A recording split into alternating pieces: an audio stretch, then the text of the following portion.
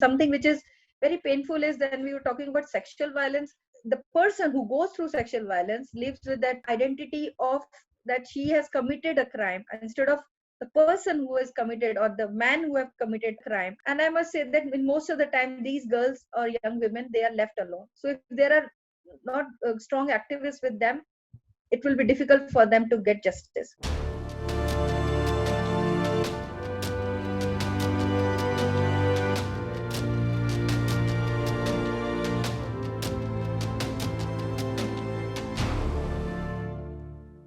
For me and for us who are focusing on the rights of Dalit women and girls, Hathras is the beginning of a movement where the Dalit women and girls have taken the center stage. And I think that's a very big achievement for us. One of the most crucial aspects is lack of implementation of the Prevention of Atrocities Act. And it was amended in 2015.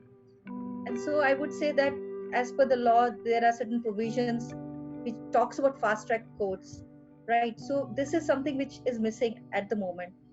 Sometimes Dalit women and girls are not taken seriously in this country, so there is no desegregated data about kind of violence which happens on them. So we are not able to identify what are the gaps in terms of incidents of violence against Dalit women and girls. And as per the NCRB report, the latest report says that every day 10 Dalit women or girls are raped in this country.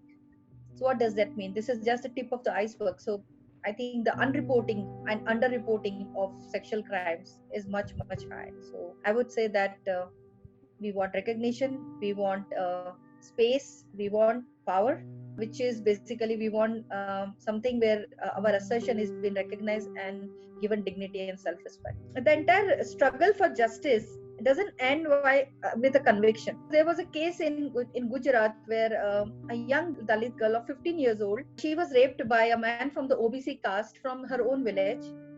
And we worked like anything in that case. Like my team was there with me. I was heading a very big organization in Gujarat, a Dalit rights organization. We got justice for that girl. We got conviction for life for that girl. But that was not a happy ending. She committed suicide. And the reason for committing suicide was she was labeled as a bad girl. She was labeled that she is brought curse to her village. So you can understand the stigma which is attached to your body itself. It's something I can relate to that girl. And when I saw her brought to the Ahmedabad Civil Hospital with burnt clothes on her body, a beautiful girl, 95% burn, and it was terrible to see her. And it was painful for me because I thought that it was like, okay, we got justice for her, and this is the state of her. The situation is that she's going to die. Whole night I was with her. Nobody had brought a cloth to cover her body. This is what is something which is bothering me, because if a Hathras girl was alive, what would be her situation? Because the entire movement started after her death. So one has to realize that also. So in this case, this girl, she passed away in the morning, and I was in tears. I was crying, and her dead body was not taken home. Like in this case, she was cremated by the police. In this case, this girl's dead body, they said they will not take her home because she has brought like a bad name for the village, and she was cremated in the hospital. And something which is very painful is that when we were talking about sexual violence, the person who goes through sexual violence lives with that identity of that she has committed a crime instead of the person who has committed or the man who have committed on her crime. And I must say that in most of the time these girls or young women, they are left alone. So if there are not strong activists with them, it will be difficult for them to get justice.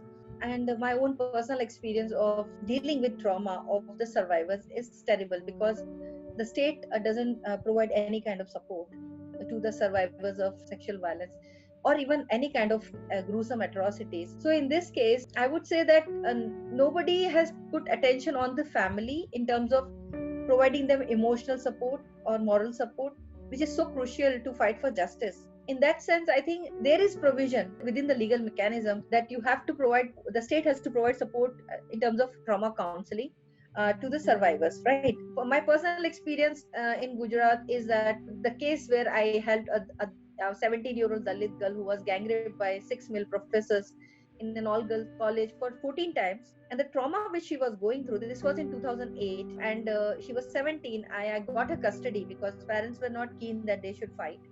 And I stayed with her for 1 month. And I realized that she needed a lot of love, care, and warmth. Because if you're not sane, if you're not in sound condition, how are you going to defend yourself? So how will the complainant, the brother of this girl, will be able to testify himself? He needs support, he needs healing, right?